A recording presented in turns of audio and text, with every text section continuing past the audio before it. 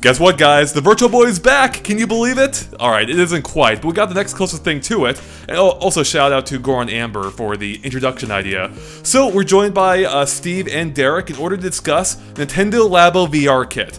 We had a rumor discussion about this a few weeks ago, and we now have the full details on what exactly this is. So basically, it comes in two forms. One, there is the primary kit, which is $80. It comes with the Labo VR goggles. Then there are 5 other Toy-Con accessories that go with it as well, that work in conjunction with the goggles in order to offer seemingly a more immersive experience. However, if you don't want to spend $80 for the entire kit, you can also buy the starter pack, which comes with the goggles as well as the Labo Toy-Con blaster. And then you can buy the other two. There are 2 more expansion kits you can buy for $20 each, which will give you the entire package for the same price as if you bought them all together anyway. Now, unfortunately, we didn't get a look at any of the actual games that went with it, so they did give us a little taste of it, which we'll get into a little bit later, I think. But for now, I want to get your guys' gut reaction to the announcement of Labo VR Kit being a thing. Honestly, cool. I mean, the thing is, Labo, when we first saw Labo, it was like an explosion of creativity and possibilities, and then they never quite lived up to it. So it's really cool to see them go the step of VR and all the other possibilities that this might have with all these little toys and cardboard creations that you can do. Like, I can see where the games can come in for each of these. But you burned me once, Nintendo, even though I didn't buy it. I don't know. I'm not sure how to feel about this one, and I think I know the big reason why. Even the big selling point of it is that there's no head strap. I want a head strap. I want this for other games. If I don't have a head strap, guess what? I can't use this with other games, and I don't care. Right. I mean, I think it's made pretty clear this is still very much a Labo product. It's not a full VR. It's not an independent VR device. This is still 100% Labo, but it will give you a taste of VR, like a small taste of it. It really is like the Google Cardboard in Labo form now. It's almost essentially what it is, with you docking in the Switch as if it were a phone, except this time you have actual access to buttons on the side thanks to the Joy-Cons. They can also go right into it. So yeah, this is still like very much in the same vein of the same Labo vein as all the other products. But you know what? I enjoyed those. I thought they were cute little fun toys. I mean, they have Toy-Cons in the name. So yeah, if you're expecting more than that, you're gonna be disappointed. If you know what you're getting into, though, there's still a fun time to be had, especially if you're a younger kid, who enjoys building things and then seeing the results of your labor in real time. Like, you can immediately get that satisfaction of building something. And for me, as one who is essentially just a big kid, I have enjoyed Labo so far, and I also have an interest in VR. So I think this is cool. I think this is actually really neat, and I'm looking forward to trying the games here, as simple as they may be. I am hoping, though, like, the vehicle kit offered a promise of what more Labo can do in terms of offering a more complete gameplay experience, and I'm hoping this is closer to that than the first 2 Labo kits, which were a little bit more on the shallow end. I agree with you, Andre. I'm actually pretty excited for Labo VR. I own an HTC Vive, and it blew me away the first time I used it. Obviously, we're not getting anything like that, Right. But, what excites me about Labo VR is, one, the Switch seems like a really well-suited platform to simple VR experiences, as we've learned with phones over the last several years. But what really excites me about this is that Nintendo seems to be taking notes about what people want from Labo. We have a $40 entry point for this one, right. And I think last year Nintendo would have just bundled all this stuff together and charged you $80 and hope it sold.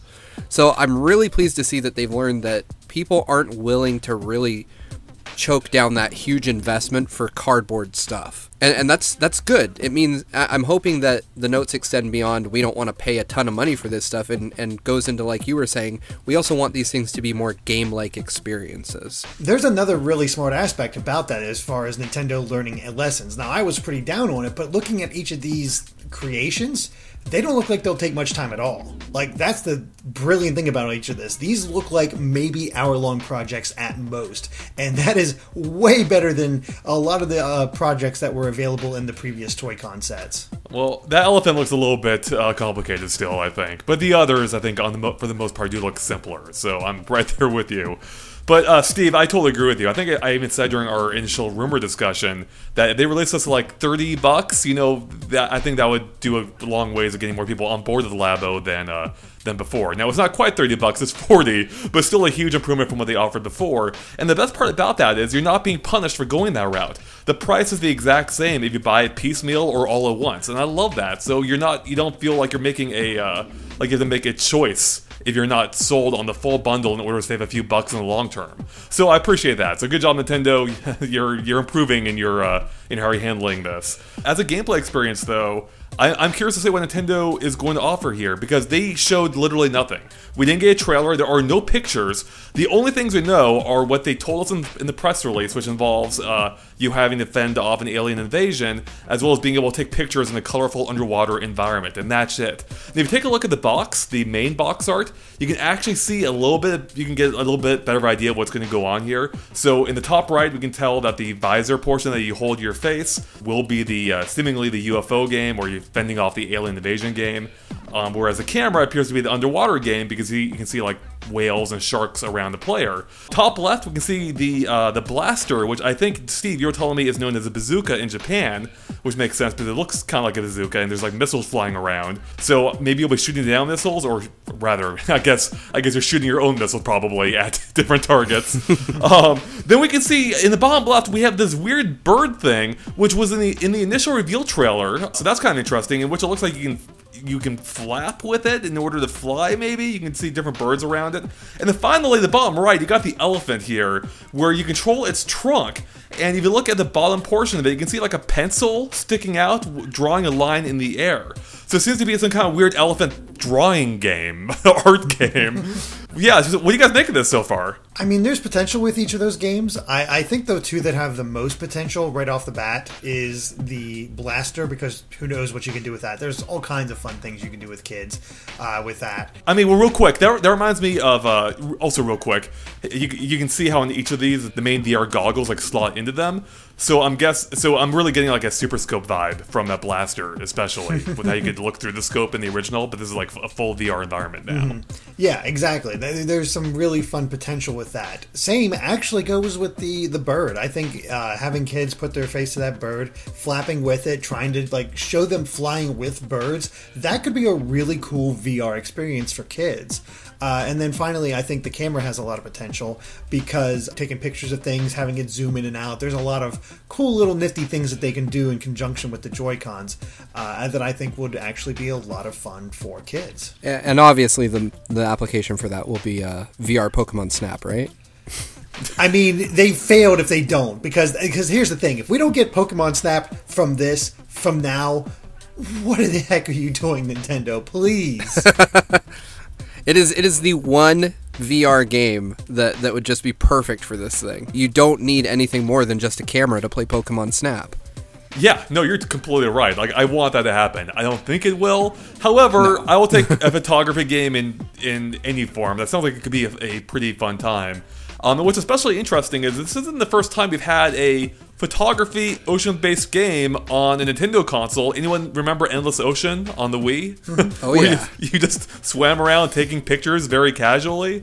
This could be like a relaxing time, really, depending on which game you're playing. The Invasion game, I imagine, will be a little bit less of a relaxing time, but yeah, I mean, I think this would be just like a fun experience, you know, like, and it's a cheap entry point for people to try out VR. Like, that's perhaps the coolest thing about it. For $40, on top of the cost of the Switch, of course, you're getting an accessible way to try out VR if you haven't already, which I think a lot of people haven't.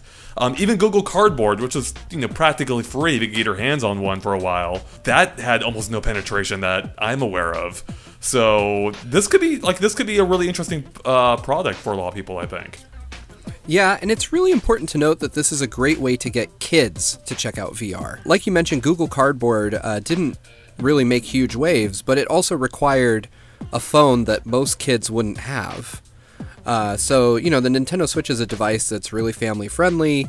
Lots of parents are going to be buying this, especially if we do get that kid-friendly revision that is being rumored for this year. And having a really low-priced entry point to VR is kind of a great way for Nintendo to test the waters, maybe if this is something they want to explore in a greater capacity with some of their first-party games, because dear God, I want Mario Kart VR in my house. So that's actually a great point. So one of the part of the rumor was that it would also have compatibility with existing games, such as Mario Kart and Smash Brothers, or maybe it was just Mario Kart, I can't remember. But the idea was that some existing games would work with it. Now, so far, there was no sign of that here. However, there was also no sign of that for the other Labo kits as well, like the vehicle kit, yet that was added to Mario Kart later on, maybe a few weeks after. So do you think there's a chance that they may patch in functionality for this with existing Switch games?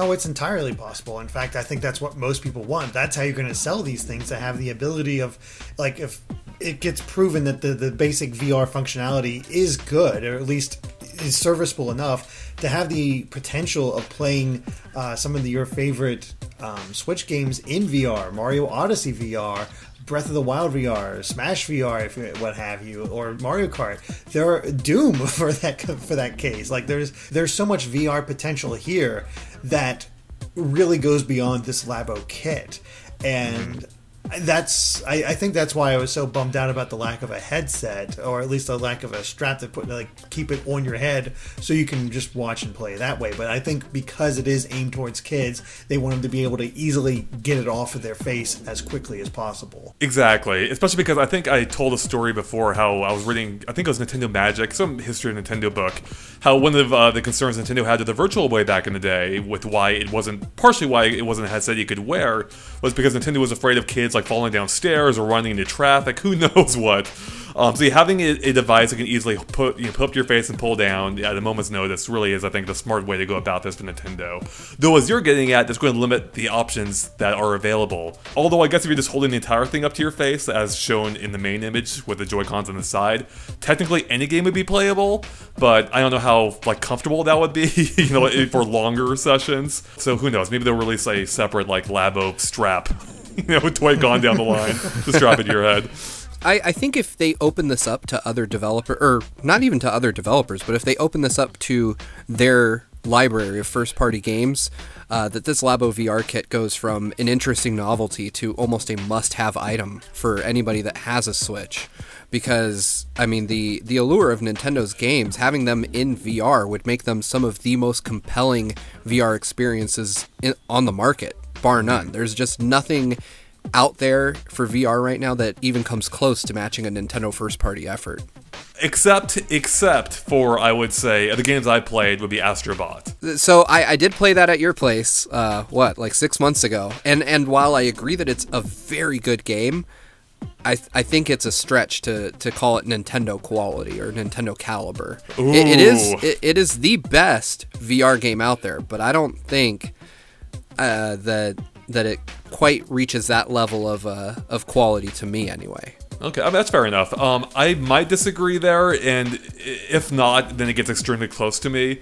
But I do kind of hear what you're saying at the same time. I feel like the way they approached VR wouldn't be how Nintendo would approach VR with a full game necessarily, or nor is it how they're actually approaching it right now, in fact. And what's interesting too is, speaking to that point, is the press release or the website has 3 words, the headline is just 3 words: simple, friendly, fun. So that kind of tells us again they're aiming for a simpler type of experience overall. But I also like how that almost feels like a little bit of shade thrown at PSVR, because PSVR is a nightmare to put together.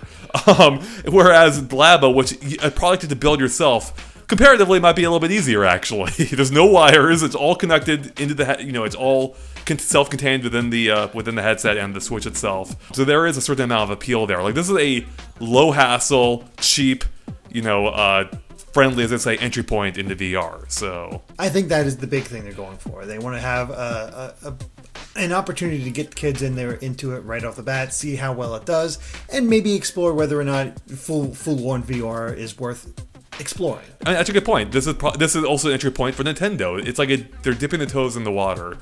So it'll be very interesting to see what happens here, because Labo so far, I believe, hasn't performed up to expectations. I think the Variety Kit did okay, and then the Robot Kit apparently did not. And then the Vehicle Kit, I don't know what happened to that one. That one just kind of came and went, even though I enjoyed it. So the VR Kit could have a few potential ramifications for what it means for Nintendo in general, and also Labo. You know, like, if this doesn't do well, I think this would be the end of the Labo line. But if not, if it does do well, if it outsells all the others, for instance, I think it could mean a potential for Labo and a potential for VR for Nintendo. At the same time, if it doesn't, then it might mean no more, you know, this is the end of the road for VR as well, as far as Nintendo's concerned. I think that Labo, while it's been praised for its creativity, it hasn't really met with much financial success. And I do think that it would be kind of foolish of Nintendo if this fourth kit flops to continue down the line. And I do think that it's probably the smartest possible kit they could release to reinvigorate interest in Labo, because rumors of VR, or at least requests from fans for VR, have dogged the Switch since it was revealed to be a pocketable, semi-pocketable console. So I think it's a good merging of two things people kind of have interest in, but maybe aren't investing in. So I do agree with you, Andre. If people vote with their wallets and they pick this thing up, I do think it'll be interesting to see what Nintendo does with Labo and indeed with VR separately after this. Mm-hmm. So are there any other experiences you guys would want to see to take advantage of Labo VR? So, for instance, for me, a game that seems perfect for this would be Steel Diver. Specifically, the part where you use a periscope and aim around you in 360 degrees. I'm a little bit shocked that seemingly that isn't part of this. Just because it seems like such a perfect fit for Labo. That's really good. I Right? did not think of that. Yeah, I mean, it's because you're already holding the goggles kind of like a periscope anyway, so. Yeah, it's true. I mean, the obvious one that always came to mind, as soon as you see a camera, it's obviously Pokemon Snap right away. Of course, but, yeah. I mean, that'd be huge. I guess with the blaster, we could do we could do either Link's Crossbow Training 2 or Yoshi Safari 2. I would go a lot more obvious with my pick. I want Metroid Prime Trilogy. Well, I want that to exist, first off. And secondly, I want that in VR. It's Nintendo's first-person franchise. I think it would be really well-suited to a VR experience. And that absolutely needs a Labo Toy-Con arm cannon for that to be a complete experience, right? I need to wear a cardboard arm cannon, and I need the headset to be Samus's helmet. All right, so to kind of wrap this up, are you guys going to pick up Labo VR? Derek, it didn't sound like you would at the beginning of this discussion, but do you think you might now, or are you still not interested? I am totally in a wait-and-see mode. I did not pick up the others. I did not regret that decision, and I'm going to just do a wait-and-see here. Right. I've spent hundreds of hours playing traditional VR, so I'm definitely here for day one just for the comparison's sake. I want to see how it stacks up to traditional VR. And not only that, but I'm really curious to see what Nintendo does with this kit. So I'm actually really interested in this, and I'll definitely be picking it up right when it comes out. I'm also curious to see how we are going to cover it, because getting video out of this is going to be very difficult. Yeah. Right. So I'm hoping Nintendo has some helpful pointers for YouTubers on how to make this thing shine. The fact that they haven't shown any video at all yet isn't telling me that they have much of a solution. Right. Well, I'm wondering if maybe that's why they didn't put out a trailer. Maybe they have the same problem we do. That's so weird, because even the vehicle kit got its own trailer, so I'm not quite sure what the distinction is here. I mean, it might just be because, like, VR is a very different medium. We've seen other companies have trouble marketing it. How do you market something that you wear and, you know, and takes place around you in 360 degrees? So it could be that Nintendo is just stepping away from that, and they're going to wait until, like, impressions start coming out from, you know, journalists or the public. I mean, the thing's out in a month or so, right? April 12th, I believe. So they may just be going off like word of mouth at this point and hope the product speaks for itself. Now, there is one other point real quick I want to bring up, because Steve, you mentioned how you're curious how this stacks up to other VR solutions. And I mean, obviously, again, this is a very simple take on it, but they are doing something very Nintendo here that I didn't quite expect originally.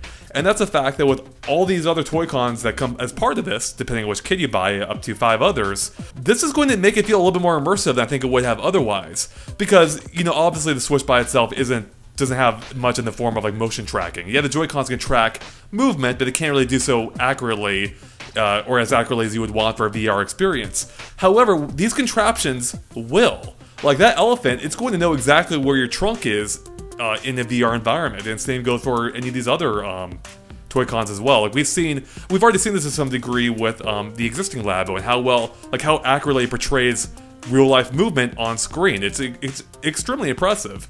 So that's kind of cool. This is gonna give you a tactile sensation that really no other VR system does. Granted, it'll be in a limited capacity, you know, like as an elephant, for instance, but it'll still give you something unique, something uniquely Nintendo that I actually didn't see coming. I thought it would just be the headset and that'd be it. But no, that isn't it. Yeah, it's definitely interesting. Because like you said, you know, these VR setups typically require cameras and external hardware to get that motion tracking in place. And like you said, we definitely can't expect that level of accuracy, but it is interesting to see how they'll use the Joy-Con in creative ways to give us kind of an approximation of that. Right. Like I said, the bird Toy-Con, it's the silliest looking one there, yet I think it also could be the most immersive just because you're flying, flapping, you're trying to get, your kids will match the way the other birds fly, if that's the game involved, or however they might do it. I think there is a lot of potential there. It's just getting you fully involved. Camera would be another really good one of just like putting your head there and like, let me get this picture, focus it, all that other really good stuff. So there's, again, a lot of potential for immersion here. Yeah, I mean, definitely. In a way, it goes a little bit beyond existing VR. Granted, in a very limited capacity, but I think that tactile sensation is something that VR has been missing to some degree, and it's kind of funny that Nintendo will be the one to offer it. Again, in very limited circumstances, but still, it's a very unique, or it's a very Nintendo solution to that kind of problem. So, yeah, I for one, am excited about this. I can't wait. I really can't wait to try to go hands-on with it, see what the games are all about. Even if they may not be super deep, like I think they will be fun in short bursts. And at that price point, $40. Again, it's too early to say for sure if it's worth it, but compared to the other kits, it definitely seems more promising at this point, so, yeah. Alright guys, any final thoughts at all about Labo VR kit you want to get out there, or is that about it? I'm good. Well, with that, I think we're about done here, so thank you for watching, and of course stay tuned to GameXplain for tons more on Nintendo Labo VR kit and everything else Nintendo as well. We'll catch you later. Bye.